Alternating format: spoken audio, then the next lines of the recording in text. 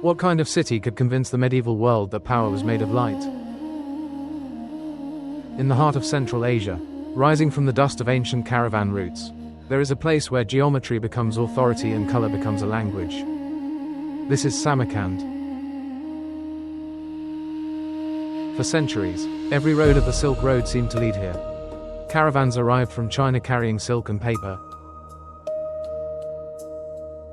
From India came spices and precious stones. From Persia came scholars and poets. From the Mediterranean came glass and metalwork.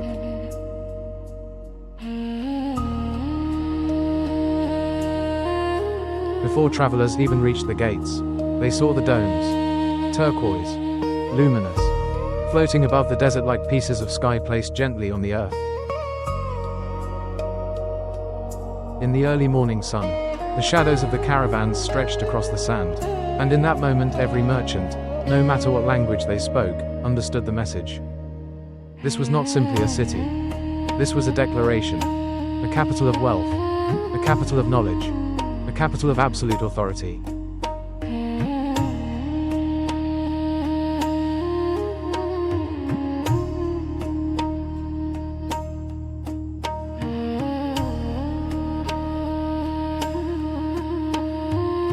At its heart stood the most perfect architectural stage in Central Asia, Registan Square.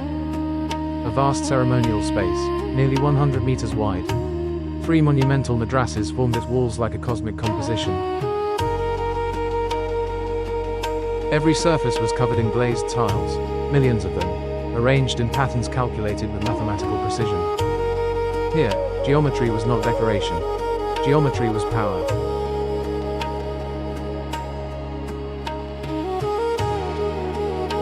The rulers of Samarkand believed that if architecture reflected the order of the universe, then their empire would appear eternal. The great portals rose as high as a modern 10-story building.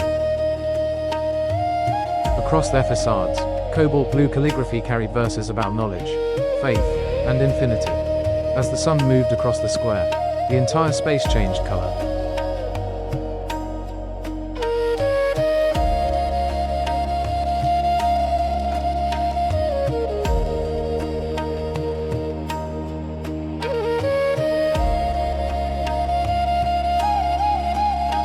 Deep sapphire in the morning, to radiant gold at midday, to violet and shadow at dusk. The city itself became a clock made of light. But Samarkand was not only a political capital.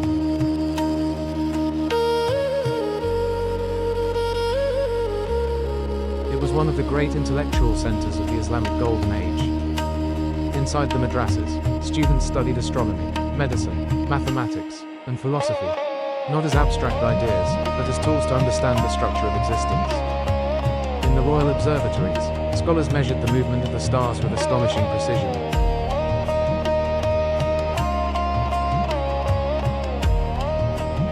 Astronomical tables created here would be used across Asia for centuries. Knowledge moved through the city just as silk and spices did. Everything was connected.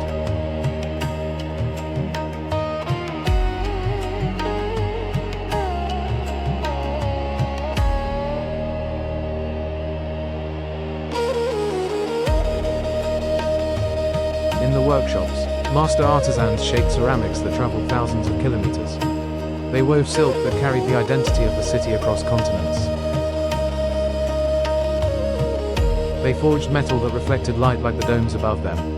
Every object repeated the same visual language.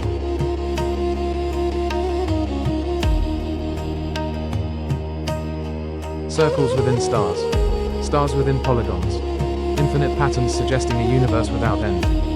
Court life unfolded like choreography. Nobles walked slowly across tiled courtyards wearing robes of imported silk and local cotton. Jewelry was not only decoration. It was designed to catch the fierce Central Asian sunlight and multiply it. Tea was served in rituals of perfect timing. Music echoed through the madrasas, softened by the symmetry of the walls. Everything was measured. Everything was controlled. But behind the beauty stood the reality of empire. These monuments required enormous labor.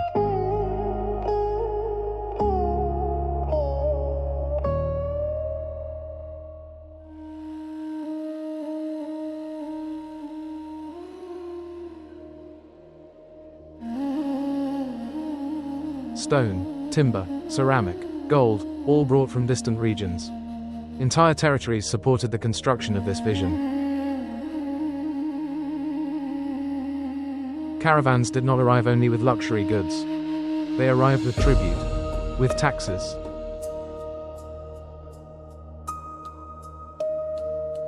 With political allegiance. Registan was not only a square, it was a stage. And every ceremony performed there was a message to the world. Power lives here. Centuries passed.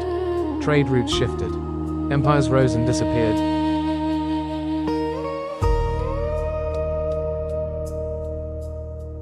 The caravans grew fewer. The court fell silent. Wind began to move across the empty stones.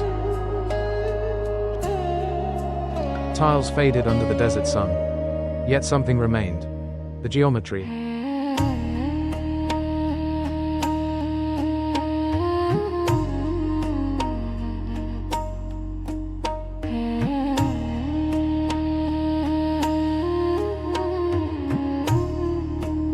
Even in silence, the architecture continued to speak. In the 20th century, restoration began. Each tile was studied, each pattern reconstructed, using the same techniques as the original masters.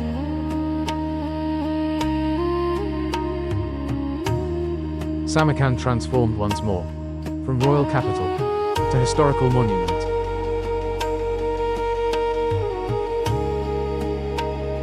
Today, visitors walk slowly across the same square where ambassadors once stood in awe. They look up at the same domes that once signaled power to the medieval world. But the meaning has changed. This is no longer a political stage. It is a space of memory.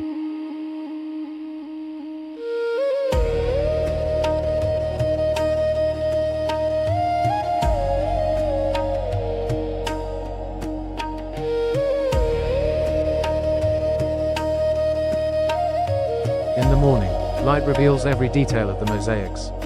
At sunset, the domes become deep blue silhouettes against a golden sky.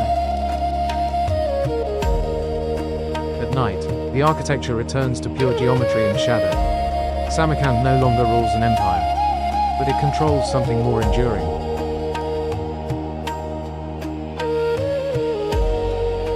It controls our sense of time. It reminds us that beauty can outlive power. That knowledge can travel farther than armies. That trade once connected continents not only through goods, but through ideas. And in every turquoise tile, there is still a reflection of the sky that inspired it. So the question remains.